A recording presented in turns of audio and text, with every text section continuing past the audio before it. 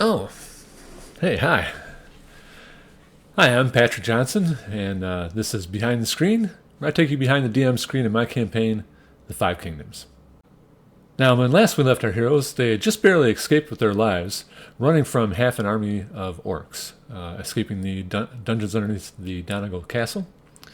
And they finally made their way up here and were able to go to sleep. Now, while they were sleeping, while plans were being made for the defense of the Donegal Castle, and while the orcs were planning on invading, they started dreaming again. And this time they dreamed that they are friends of Bodaway and Zenobia, who are two tribespeople. Bodaway is from the Igwa tribe. I forget what tribe Zenobia is from a couple of different tribes that are up in the jungle area. And they're dreaming that they're these two players' friends.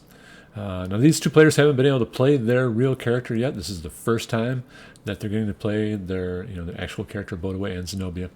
So I felt it was about time we got to them. And in addition to them, besides Bodaway, who's a druid, by the way, and besides Zenobia, who is a draconic bloodline sorcerer. And by the way, they're not as high level as I showed them here on the screen. This is where they're at now, and we're actually going back in time. They're probably maybe third or fourth level at this point. In addition to them, there's Shikiti, who is actually Larkin, Prince Larkin, dreaming that he's Shikiti, a first level fighter from the tribes.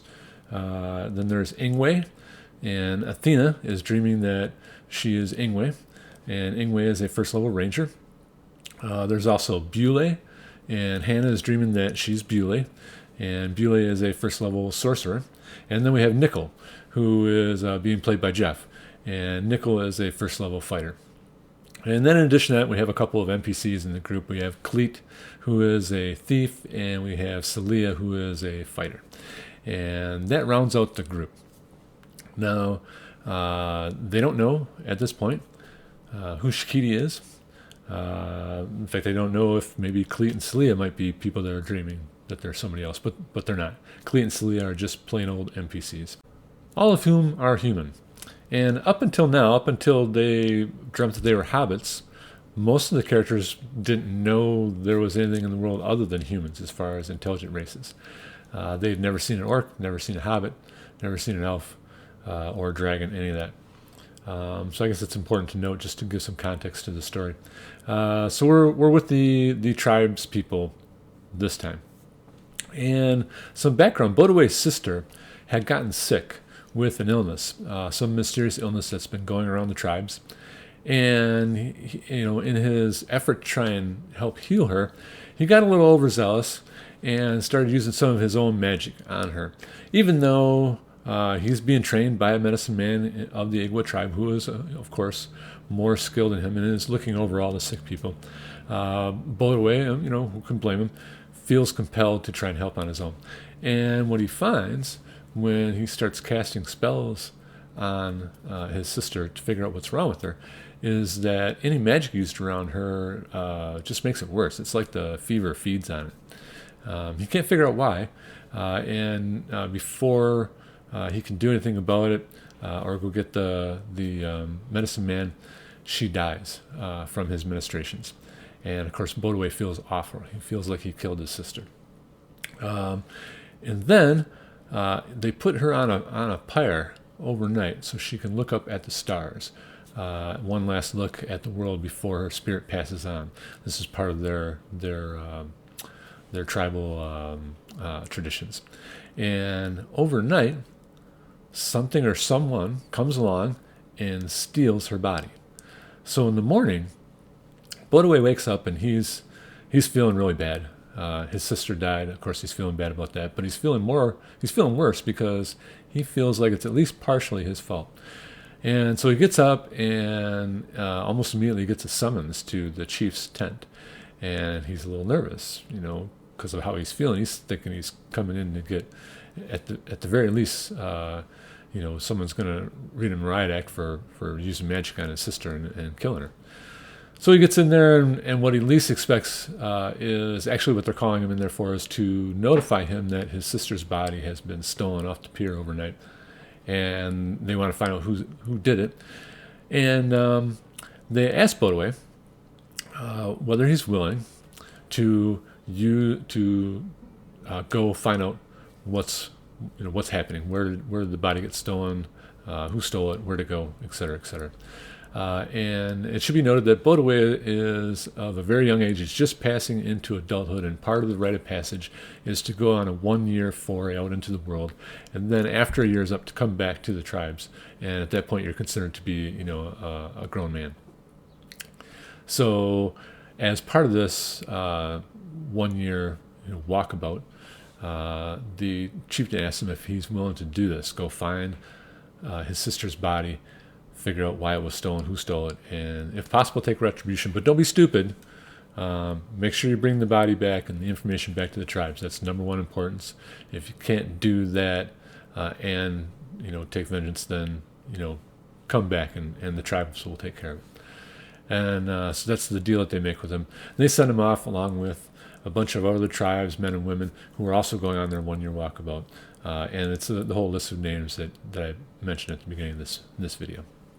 So they go following this trail, and the trail is like a cart trail. Someone has towed a cart past the tribes, picked up this body, and absconded with it. And so they follow this easy-to-follow path, and as they're going along, eventually it makes its way out of the jungle alongside of a swamp, and then finally goes into a path that goes right into the swamp. And they decide to follow it right on into the swamp, and shortly after they enter the swamp, they get surrounded by a bunch of lizard folk, one of whom is a shaman, and then a bunch of other just lizard folk warriors, about 20 of them. And the shaman stands up, and he says, surrender or die. And then the rest of the lizard folks stand up, and they start attacking.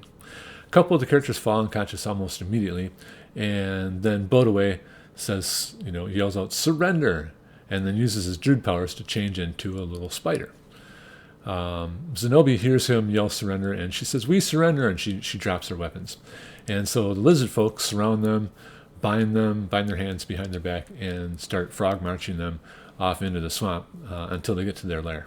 And the lizard men bring the characters to their lair, which is a little pond area in the middle of the swamp with some gigantic lily pads. There appears like there might be a cave or something underneath the water, though the characters can't get to that. And there's a little dry patch of land, well, dry might be a strong word, with a scraggly old tree on it. And this is where the lizard folk take them, and they tie them up to this tree.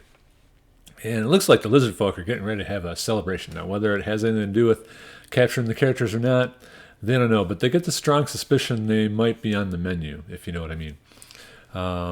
And Bodaway is, off into the swamp as a spider, watching all this and trying to figure out how he's going to rescue his friends. Meanwhile, his friends are tied up to the tree, and they're trying to figure out how they're going to get out of this. The day proceeds on, and pretty soon it becomes night. And most importantly, what happens is, right about midnight, a large bronze dragon flies in. None of them have ever seen a dragon before. Probably Zenobia is the only one who has any idea that there ever was such a thing, and only because she has some draconic bloodline in her. So the dragon flies in, it lands, and Bodaway hears it making, some screeching, clicking, grunting, whatever noises. Basically, the dragon speaking Draconic. And he's speaking it at the lizard folk. And they run off and they go get the leader of the lizard folk and bring her over to meet with the dragon. And it's obvious that the lizard folk are very deferential to the dragon. And the chief comes over there, and she's very deferential, and she's bowing, and she's approaching the dragon and talking to it in its own language. And later on, after Bodaway gets back together with Zenobia, he finds out that the dragon basically was berating the lizard folk for using this as an excuse to pillage and capture humans. That is not what this is all about. Go do your job, basically is what the dragon says. And then the dragon flies off. And immediately there's a flurry of activity in the lizard folk lair. The player characters tied to the tree are immediately released. All the lizard folk jump into action, and they gather up their things, and they start heading north through the swamps. So the characters are looking around that was fast. And they get together and Bodaway hears what the dragon said, and they start talking about what they're going to do. Are they going to continue to try and follow the cart, or do they want to figure out what's going on here? In the end, they decide to continue following the cart. That's their mission, find out where the body's being taken and what's going on. So they backtrack through the swamp, basically following the lizard folk out until they find the path again. And they start following the cart path and the trail that the cart made through there with the one horse. And they end up going through some more swamp areas. And along the way, they get attacked by some zombies in the swamp, which is kind of a scary deal, them coming up from underneath the water. They prevail against that, and then once they hit dry land, before they make it to the necromancer's lair, which is actually where they're going, they set camp, and in the middle of the night, they get attacked by a bunch of skeletons. Now, those are kind of we're kind of like filler encounters I put in there, but they're also meant to establish a flavor, because this is where they're going. They're going towards the necromancer's lair. This is basically a warning to them of what they're headed towards. Kind of a short video, I know, but I didn't want to fill it up with just a bunch of fluff. A few other things I wanted to say, though, just in closing. The disease that's hitting the tribes is important. I'm not going to say why now, because it's farther along in, and the players definitely won't be there by the time this video is shown. But it's not just filler. There's something going on there, and it may come to fruition, may become a problem later on. Also, I should point out the necromancer is kind of a badass. Okay, the necromancer is someone I set up in here to be a reoccurring villain. It may be only twice, might be 3 times, or it might be a whole bunch of times. Just depends on how the story goes. So the necromancer is set up at a level where it's pretty much impossible for the players to kill him at this point, or so the DM thinks. And you know how that goes. Sometimes you're wrong. Anyways, not meant to be a surmountable obstacle. And that's where they're headed right now, so they better be careful. Anyways, thanks for watching, and I will see you next time.